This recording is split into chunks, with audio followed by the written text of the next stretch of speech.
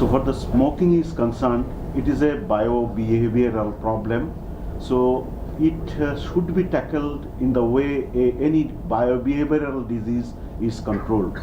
So there will have to be interaction not only between the physician and the patients or the smokers.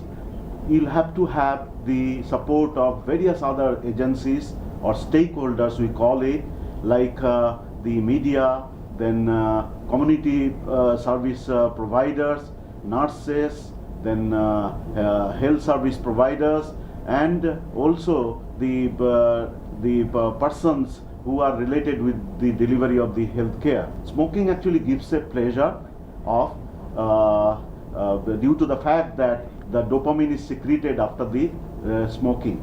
Now, if that does not give rise to dopamine secretion by some measures in the form of the deep breathing exercise, then yogic meditation, then certain drugs and pharmacological devices like electronic cigarettes, if this does not give the incentive to have the good sort of feeling, then possibly the person will be smoking less.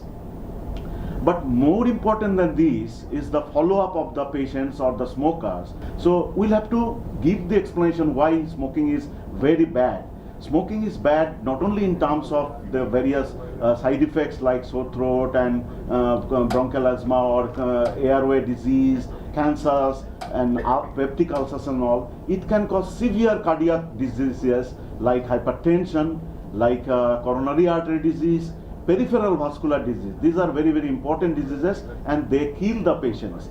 Now, smoking causes actually the rise in the catecholamines in the system, and thereby they vasoconstrict, and that's how the hypertension is generated. So if the anti-smoking devices are taken up along with the anti-smoking biobehavioral therapies with the continuous follow-up, then definitely the smoking incidence can be reduced.